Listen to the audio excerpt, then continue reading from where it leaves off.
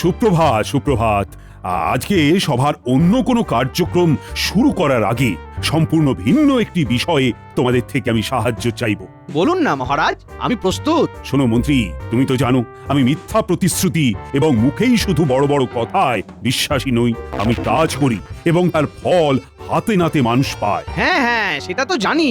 আপনার ন্যায়। মন্ত্রী মশাই একটু চুপ করুন না। মহারাজ আপনি বলুন কি বলবেন। বলুন মহারাজ, বলুন বলুন। রাজা প্রতাপচন্দ্রের খুব কঠিন অসুখ হয়েছে। উনি প্রায় মাস 3 হলো শয্যা নিয়েছেন, আর ওনাকে দেখভাল করার মতনও কেউ নেই। আর নিজেই যদি শয্যাশায়ী হন তাহলে আর অসুখের চিকিৎসা করবেন কিভাবে?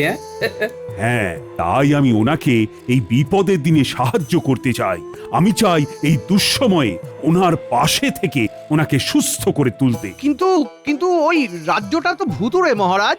ওখানে ভূতের উপদ্রবেই তো অর্ধেকের বেশি প্রজারা চলে গেছে। ভুতুড়ে রাজ্য? এই তো 2 দিন আগে ইংরেজরা গিয়েছিল বাণিজ্য করতে, কিন্তু টিকতে পর্যন্ত পারেনি। হ্যাঁ, মাস 6 হলো ওখানে ভূতের উপদ্রব শুরু হয়েছে। কিন্তু আমি ভূতের উপদ্রব বলে তাতে ভয় পেয়ে একজন সৎ মানুষকে তো আর বিনা পথ্যে মরতে দিতে পারি না। মহারাজ আমি পথ্য তৈরি করে দিতে পারি, কিন্তু দয়া করে আমায় ওখানে যেতে বলবেন না। মহারাজ, আমি গেলে কিন্তু আপনার এই রাজ্যের গণনা কদিন বন্ধ থাকবে। আশা করি আপনি সেটা চান না। মহারাজ, জ্যোতিষী গেলে গণনা বন্ধ থাকবে, বৈদ্য গেলে ভূতেরা তাড়া করলে দৌড়তে পারবে না, বিজ্ঞানী গেলে নতুন যন্ত্র আবিষ্কারের কাজ বন্ধ হয়ে যাবে, সভাকবি গেলে ওর ওই বাজে কবিতা শুনে ভূতেরা ঘাড় মটকে দেবে। আর তুমি গেলে? না মহারাজ, আমি গেলে আমার বউ কাঁদবে। তোমরা আমার সভাসদ, তোমরাই যদি এমন বিপদের সময় আমার পাশে না থাকো তাহলে কি হবে বলো তো? রানীর কাছে আমি তোমাদের নিয়ে এত গর্ব করি। কিন্তু মহারাজ, অমন বন জঙ্গল ঘেরা জায়গায় শুধু ভূত নয়, বাঘ, সিংহ, সাপের ভয়ও তো আছে।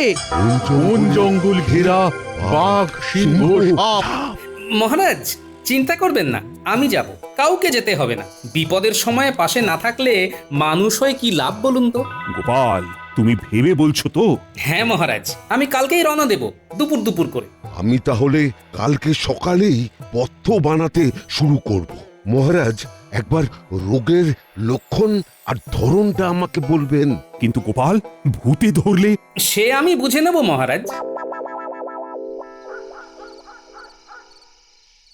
ভালো করে পুঁটলিটা বেঁধে দিয়েছো তো? হ্যাঁ। ওই দেখো, এখনো মুখ ভার করে রয়েছে। আরে বাবা, আমি মানুষের মঙ্গল করতে যাচ্ছি, এমন মুখ করে রাখলে যাবো কি করে বলো তো? এমন ভুতুড়ে জায়গায় যাচ্ছ যে শুনে সকলেই ভয় পাচ্ছে। হ্যাঁ, শুনলাম সেখানে নিশি নামলেই তেনাদের নৃত্য শুরু হয়। যদি তোমার ঘাড় কানা। আমার কিচ্ছু হবে না গিন্নি। তুমি যে আমার পুটলিতে লোহার টুকরো দিয়ে দিলে, তা কি ভুলে গেছো? আমার খুব ভয় করছে গো। এত তাড়াতাড়ি কিছু হয়ে গেলে তোমার সাথে ঝগড়া, মান অভিমান করবো কি করে বলো তো? গলায় সাপ, এমন বলো না, কোনো ভূতের ক্ষমতা নেই। হ্যাঁ, ব্যাস এইটাই চাই গিন্নি, তুমি নিশ্চিন্তে থাকো। আমি কোনো সুন্দরী পেতনি বা শাকচুন্নিকে দেখলেও ঘরে বিয়ে করে আনবো না। কি কি বললে? আরে মজা করছি গিন্নি। নাও নাও নাও, এবার একটু হাসো দেখি, হাসো। শোনা বউ আমার। জয় মা, আমাকে দেখে রেখো মা, না হলে বউটা আমার একলা হয়ে যাবে মা।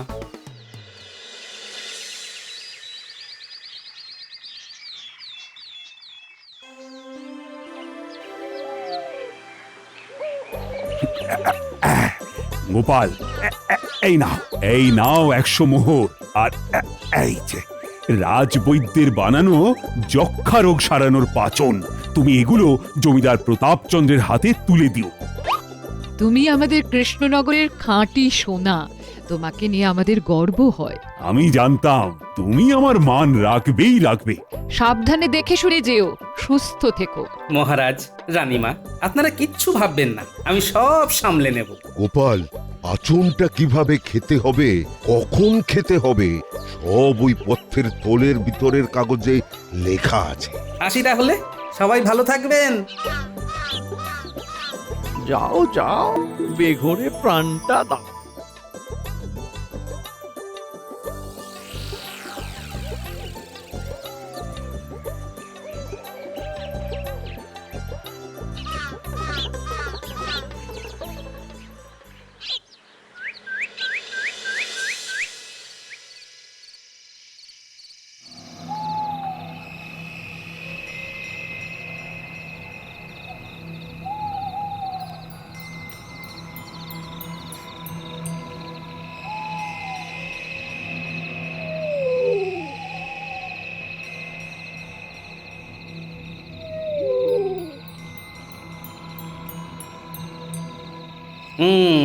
মানচিত্র বলছে আর একটু এগোলেই একটা বড় শ্যাওড়া গাছ পড়বে, আর সেই গাছটা পেরোলেই নিশুতিগড়ের জমিদার বাড়ি।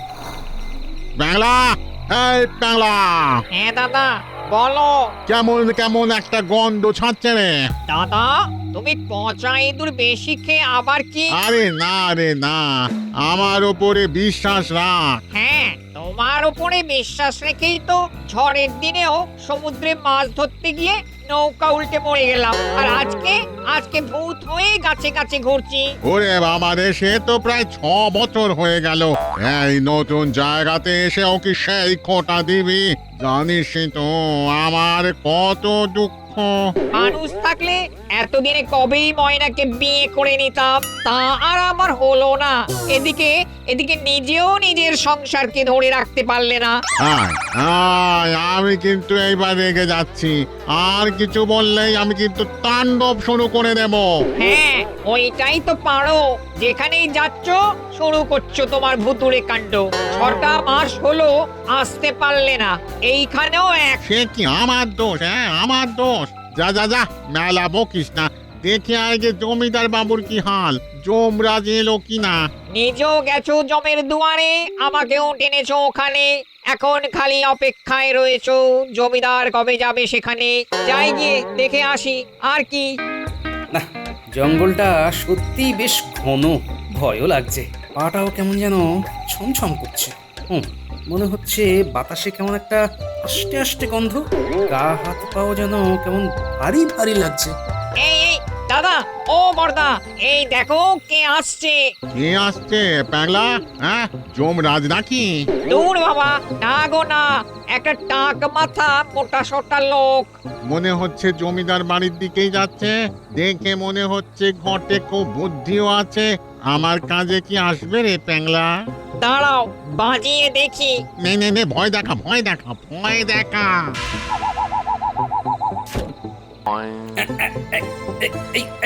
কে রে? কে আমার জামা ধরে টানে? হ্যাঁ, খাবো তোকে চিবিয়ে চিবিয়ে, কড়মড় করে। আমরা ভূত, মানুষ খাই ধরে ধরে। বুদ্দাদা, ও বুদ্দাদা, আমার এমন করো না।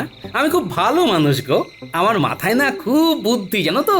বলো বলো বলো বলো, তোমাদের যদি কোনো সাহায্য লাগে আমায় বলো। ভালো মানুষ নাকি? এই 6 মাসে এখানে তো কাউকে ভালো পাইনি, কেউ আমায় সাহায্য করেনি। তোকে আমি খাবই খাবো। দাদা কাছে যেও না, পুটলিতে লোহা আছে মনে হয়। তখন একবার আমার গায়ে কেমন জ্বালা করে উঠলো, ঘাড়ে চাপতে গিয়েছিলাম সেই তখন। তাই বলি শুধু শুধু জামা টানছিস কেন? এই নাও উটুলি, ফেলে দিলাম।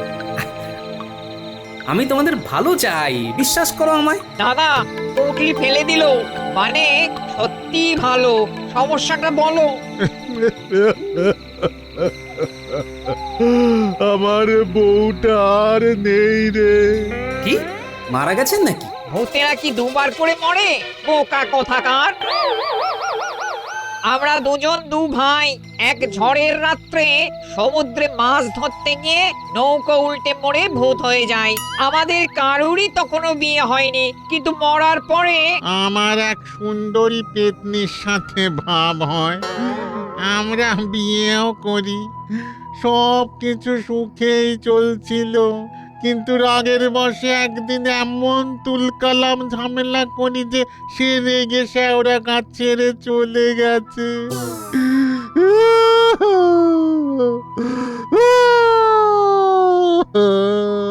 বৌদি খুব অভিমানী। দাদা বহুবার ক্ষমা চাইলেও ফিরতে চাইছে না। ও, এইবারে বুঝলাম। তুমি বউ চলে যাওয়ার দুঃখে এই প্রতাপগড়কে নিশুতিগড় বানিয়ে ছেড়েছো। এমন সবকে ভয় দেখিয়েছো যে সবাই পালিয়েছে। এমনি এমনি ভয় দেখাতে চাইনি রে, মানুষদের কাছে সাহায্য চেয়েছিলাম। উল্টে কেউ তো বোঝায়নি, বরং আমাদের তাড়াতে চেয়েছে। আসলে আমরা যাযাবর ভূত, এক জায়গায় বেশি দিন থাকি না। বুঝেছি বুঝেছি, এখানে মাস 6 হলো এসেছো, কিন্তু আসতে না আসতেই বৌঠান চলে গেছে। তাই তো? এনে দে না রে বউটাকে, এনে দে না, তারপর তুই যা চাইবি তাই পাবি। এনে দে না রে, এনে দে না রে। আচ্ছা, আমাকে একখানা লাল বেনারসি শাড়ি এনে দাও। আমি নতুন বউ সেজে বসে থাকি। আর প্যাংলা ভূত, তুমি বউঠানকে খবর দেবে যে তোমার দাদা বিয়ে করছে। দেখো কিরকম কামাল হয়, একবার দেখো। এ তো পুরো যাত্রাপালা।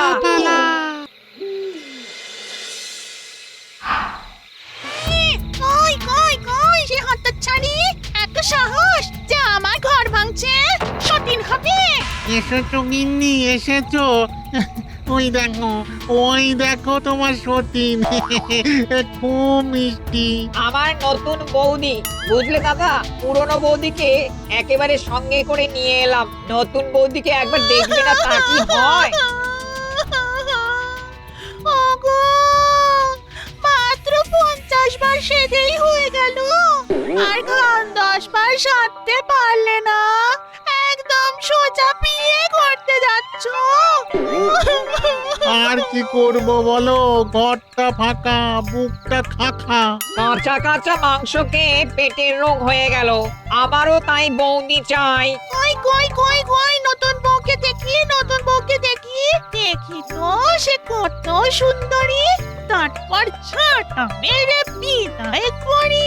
দেখো দেখো দেখো কি রূপসী, দেখো। কি কি কি, এ তো টাক মাথায় একটা লোক, নতুন বউ তো না। বৌঠান, বৌঠান আমায় মারবে না বৌঠান। আসলে আসলে আপনাকে ফেরানোর জন্য এটা আমাদের সাজানো একটা নাটক ছিল। বর্দা আপনাকে খুব ভালোবাসে, তাই বিয়ে তো দূরের কথা, আপনার মান ভাঙানোর জন্য দেখুন সেই সুদূর থেকে কতগুলো ছাগল এনে রেখে দিয়েছে আপনার হাতের রান্না খাবে বলে। আর রাগ করবেন না বৌঠান। তাই বলি, আমার বরটা তো এমন ছিল না। তোমার বর তোমাকেই ভালোবাসে। আমার সনটা মনা, আর রাগ করো না, বরং এই গোপালকে ধন্যবাদ দাও, এর জন্যই সব হয়েছে। হ্যাঁ বৌদি, আজকালকার যুগে এত ভালো মানুষ দেখিনি। সত্যি তাই। বলো বলো গোপাল, তুমি কি চাও বলো। বলছি, আজ কি বরং তুমি এই ভূত বৌঠানের হাতেই খেয়ে যাও। আজ বরং থাক বৌঠান, আমায় একবার প্রাসাদে যেতে হবে মহারাজকে এই পথ্য আর কিছু মোহর দিতে। তুমি আমার যে উপকার করলে তার জন্য এই গাছের নিচে 30 থলি মোহর আছে, নিয়ে যাও। আর হ্যাঁ, শোনো শোনো শোনো, এই মোহর কেবলমাত্র তুমি সৎ কাজে কারোর উপকারে ব্যবহার করতে পারবে। হ্যাঁ, কেউ যদি কিনে নেয় বা তোমার ইচ্ছের বিরুদ্ধে নেয় তাহলে অনর্থ হবে, এটা সর্বদা মনে রাখবে। আর আমি নিজে তোমার এখানকার কাজ মিটলে পিঠে চাপিয়ে তোমার রাজ্যে ফেরত নিয়ে আসবো। আর তুমি কি কিছু চাও? আমার একটাই চাওয়া, দাদারা, তোমরা আর এখানে কাউকে ভয় দেখিও না। রাজ্যটাকে আবার সচল করে তোলো, না হলে রাজ্যটা জনমানবহীন হয়ে পড়বে। কথা দিলাম, আবার রাজ্য সচল হবে, সচল হবে, ভয় থাকবে। ভয় থাকবে।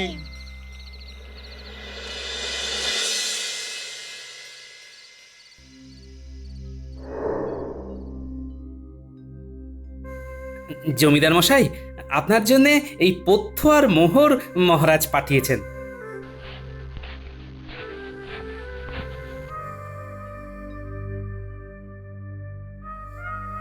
আপনি কিন্তু মনে করে ওষুধটা খাবেন। অনেক ধন্যবাদ গোপাল, তোমাকে যে কি বলে ধন্যবাদ জানাবো। ধন্যবাদ জানাতে হলে মহারাজকে জানান জমিদার মশাই, উনি আজও আপনার উপকারের কথা মনে রেখেছেন। আমি এখন আসি, হ্যাঁ, সকালের মধ্যে আবার কৃষ্ণনগরে পৌঁছতে হবে। আচ্ছা, এসো এসো।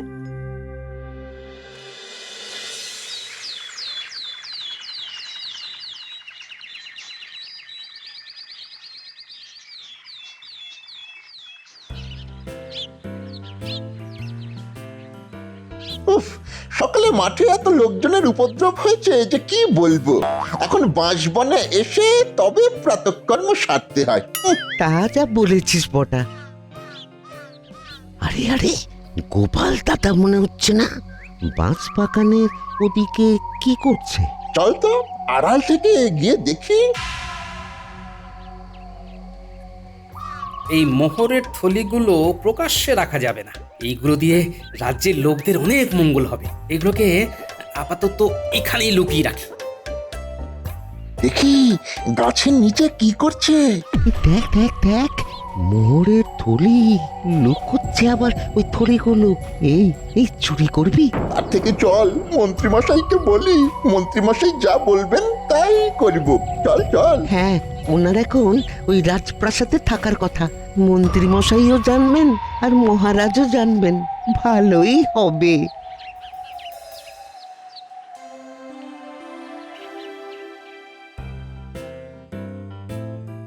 মহারাজ, এই মন্ত্রীমশাই গোপাল দাদা মোহরের থলি লুকিয়ে রাখছে, আমরা দেখে এলাম। হ্যাঁ, ওই বাঁশ বাগানের ভিতর লুকিয়ে রাখছে। সে কি মোহরের থলি?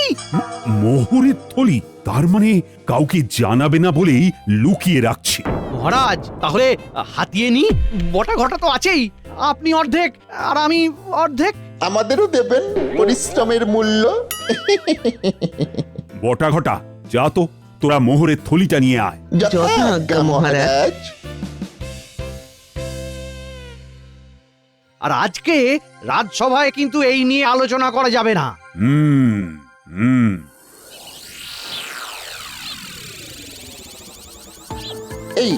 এইখানে এই গোপাল দাদা মোহরের থলিটা রেখেছে। হ্যাঁ,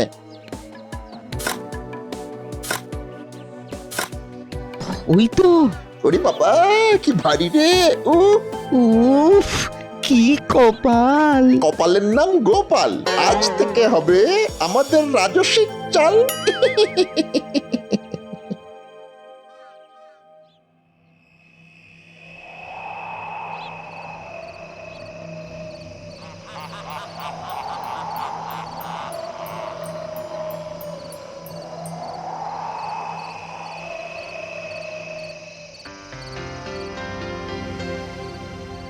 বুঝলে রানী, গোপালের লুকোনো মোহর দিয়ে প্রাসাদের পাশে আরেকটা পেল্লায় আমোদ প্রমোদের মহল বানাবো। গোপাল কিছু জানে না, এসব কি ঠিক? গোপাল এত কষ্ট করে জমিদার বাবুকে পথ্য দিয়ে এলো, আপনার দেয়া মোহর দিয়ে এলো। ছাড়ো তো। হ্যাঁ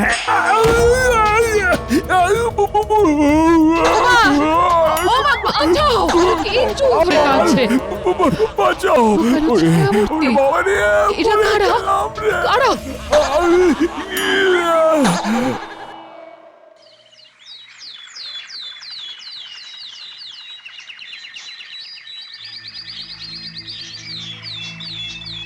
বাপ রে বাপ, গায়ে হাতে কি ব্যথা! ওর বাবা, ভূতেরা কি মারটাই না মারলো। কেউ ছাড়েনি, সব সব ওই মন্ত্রীর জন্যে। আমাকেও রেহাই দেয়নি রানীমা, আমাকেও মেরেছে। না না, গোপালকে না জানিয়ে এই কাজ করা ঠিক হয়নি। আমার মনে হয় শিগগিরই গোপালকে খবর দিন। মন্ত্রী, মন্ত্রী, তাড়াতাড়ি খবর দাও। মহারাজ মনে হচ্ছে আমাকেই মনে করছেন। এ কি মহারাজ, রানীমা, মন্ত্রীমশাই, আপনাদের একই হাল? কে মেরেছে? গোপাল, গোপাল, আমরা একটা অন্যায় করেছি। তোমাকে না বলেই আমি নিজের একখানা পেল্লাই বাড়ি বানাবো বলে তোমার লুকিয়ে রাখা মোহর বটা ঘটাকে দিয়ে চুরি করিয়েছি। তার অর্ধেক ভাগ আমিও নিয়েছি, পেল্লায় আমোদ প্রমোদ খানা বানাবো বলে। সর্বনাশ! তারপর? ভূতেরা মেরেছে, ভয় দেখিয়েছে। কি যন্ত্রণা! আমার গিন্নির মাথা ফাটিয়েছে। বুঝতে পেরেছি, সাংঘাতিক কাণ্ড হয়েছে। এমন লোভ আর কখনো করবো না গোপাল। এই, তুমি চুপ করো তো, এই তোমার জন্য এই হাল। মহারাজ, আমার জন্য একটু অপেক্ষা করতে পারতেন, আমি তো এসে সবই বলতাম। মহারাজ ক্ষমা করো গোপাল, ক্ষমা। মহারাজ, আমি নিশুতিগড়ে একটা ভুতুরে পরিবারের ভূত এবং পেতনির ভেঙে যাওয়া সম্পর্ক জোড়া লাগিয়ে ওই মোহরগুলো পেয়েছিলাম। তারা বলেছিলেন এই মোহর আমি ছাড়া কেউ ব্যবহার করতে পারবে না এবং এই মোহরগুলো কেবলমাত্র কারুর সৎ কাজে বা উপকারে ব্যবহার করা যাবে, কোনো রকম ব্যক্তি স্বার্থ সিদ্ধির জন্য নয়। ওই মোহরগুলো দিয়ে রাজ্যের দুস্থদের সাহায্য করা হবে। আপাতত আমি মোহরগুলো নিজের হাতে যেখানে রেখেছিলাম সেইখানে রেখে দিয়ে আসছি। তাহলে আর ভৌতিক উপদ্রব হবে না। বাঁচালে গোপাল, বাঁচালে। আমি আছি তো, কোনো ভয় নেই মহারাজ, রানীমা, সব বিপদ সামলে নেব। আর হ্যাঁ, দেখবেন কাল সকালেই প্রতাপচন্দ্রের সুস্থতার খবর পাবেন এবং কিছুদিনের মধ্যেই নিশুতিগড় আবার প্রতাপগড়ে পরিণত হবে। ও, ভূতেরা কথা দিয়েছে বুঝি? সব ওনাদেরই কামাল, আমি অনুঘটক মাত্র। ভূতেরাও তবে ভালো হয়? মানুষেরাও যেমন ভালো হয় তেমন ভূতেরাও ভালো হয়। জগতে সবাই খারাপ হলে তো মুশকিল মন্ত্রী মশাই।